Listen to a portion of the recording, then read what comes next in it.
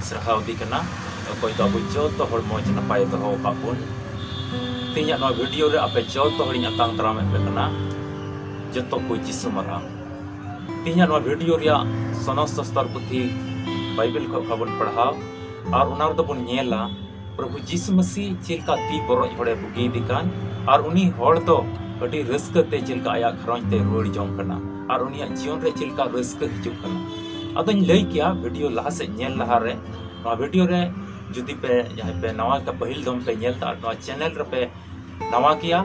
तबे बापे सब्सक्राइब का दितबी मा सब्सक्राइब तबन पे जेमन नोंका ना वीडियो को जाओगे पे नाम और ईश्वर तुलु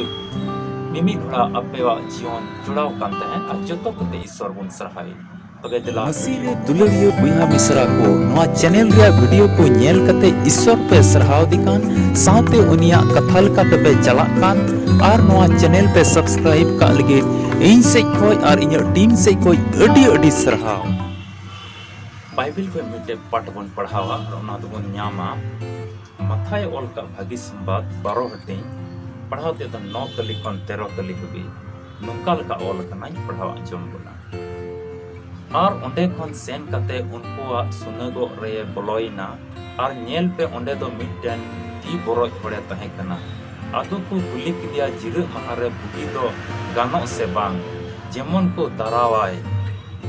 आदोय मिता कोआ आपे मोद रे जहाय होड़ मिनाया ओने उनी रेन मिटे भिडिया तहेन ताय और उनी दो जिरु महारे खयु रे न्यूरू लेन खान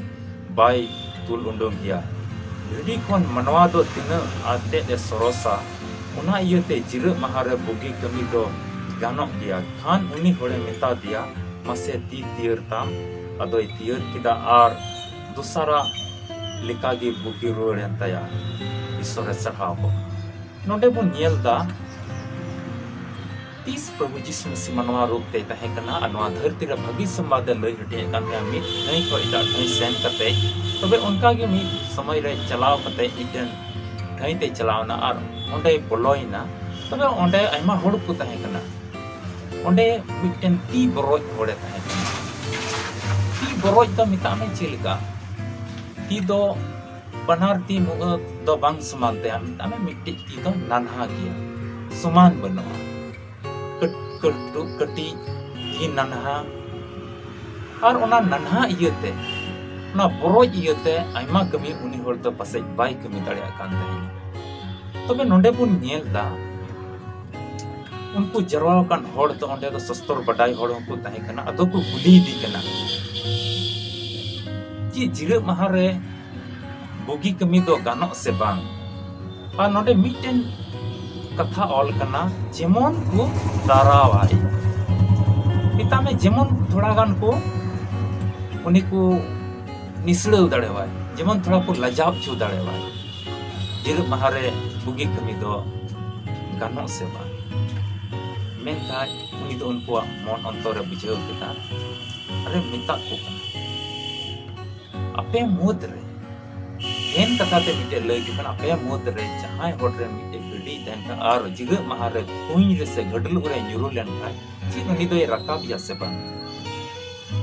मनवा जीवन मिटेन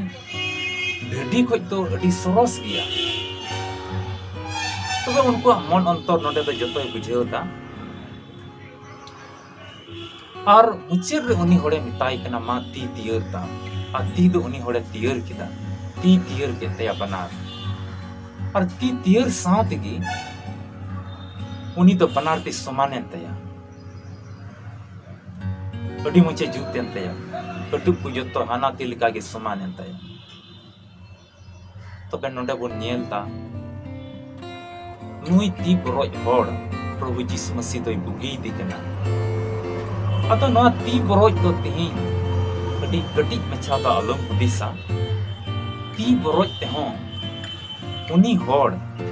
आया जीवन रे दो अडी मुश्किल रे तहे कना अडी दुख रे तहे कना आइमा तर बाई कमी दाड़िया कान ताया तिहिन अबु को हो हड़मो हट्टी रे जहां ठेन उनका ना मुश्किल तहन खा होय तो आइमा रकमा मुश्किल बुन अटकार दाड़िया बाम कमी दाड़िया जंगा मिटे खटो की तहन का मइते बाम ताड़ाम दाड़िया ती मिट्टे खटो की तहन खा जहाना मजते बाम तीय दाड़ेया मजते बाम साब दाड़ेया मिट्टे मेट जुदी यहाँ का कटिक की तहन खा उनार हो हल्कु नजर रे मज बाम तहन आ नेल रे हो आम दिक्कत में आइकवा तेहिं अबुआ मनवा जीवन हो पसे धरती रिया कमी कसनी इयते पसे उनका लेका गी मिता में आइमा रकमा तबुन जेबुन को कना अदो अलम हतिसा नवा ती पुरोज दो कटिक गिया नवा ती पुरोज दो कटिक मछावा कना बांग नवा ती पुरोज हो उन्नी होड़ लगी तो ती मरंगा थाई कना चिदाते उन्नी अटकार का उना ती पुरोज इयते तिना मुश्किला कोई नेल का उन्नी होड़ मजते बुझेव दड़े का तिहिन जुदी तिहिना नवा डेट रे जुदी आमा हड़मो हटिंग रे मीटेन कटी मछा उजू तहन का लाज जुदी उजुइना कटी मछा तिना जोर हसुआ जतो बोन अटकार का गया ओना उजू कटी गया मन कटी जोर हसुआ बांग दो मजते जहानम कमी दड़या बांग दो मजते गिति दड़या बांग दो हड़ को तुलु मजते गालमारा सना में चिक माम चिका दड़या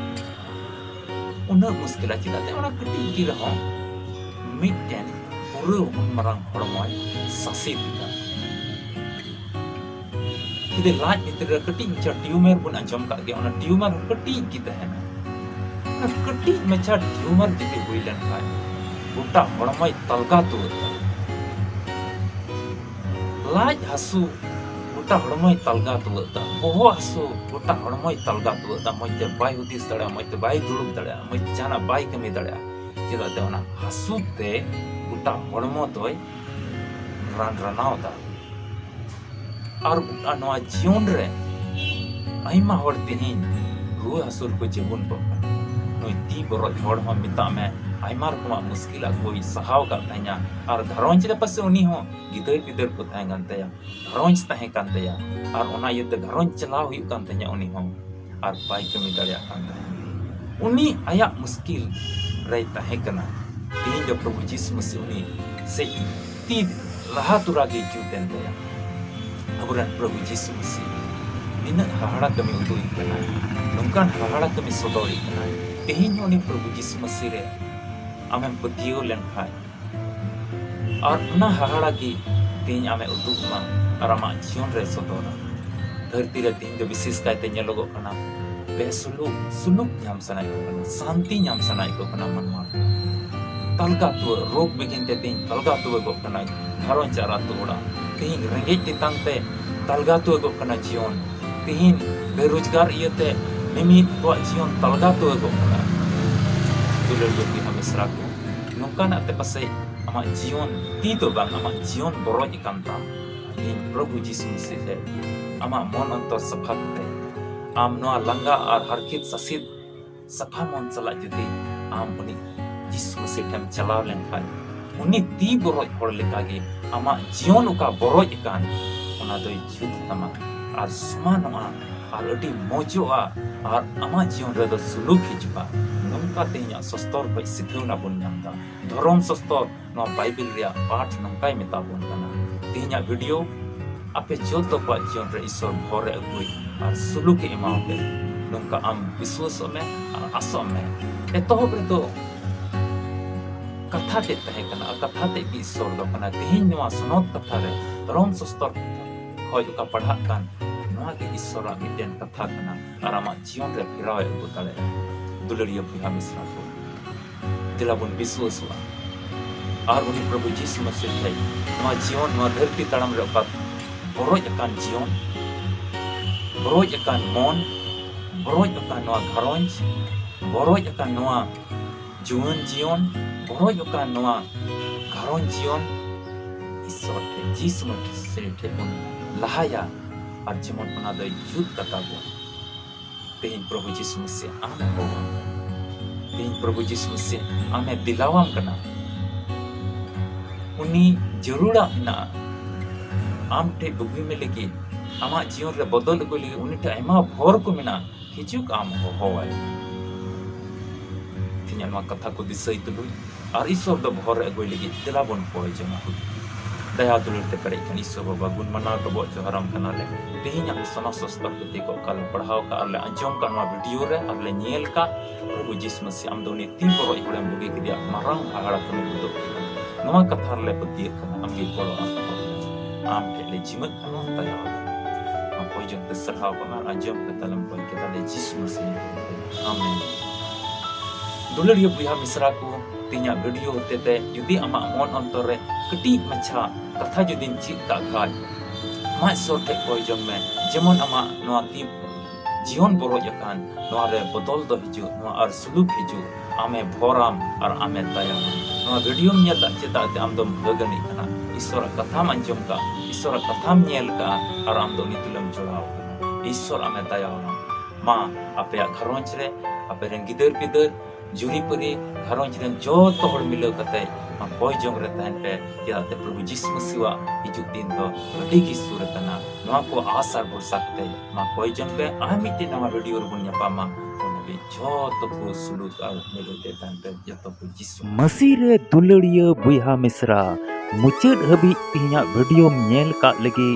अडी अडी सरहाव तिहिया वीडियो होते ते ईश्वर ची गालमराव का आम तुलुज मा कमेंट बॉक्स रे ऑल में और लाइक में और गाती पीड़ा को ठे शेयर में और बाम सब्सक्राइब का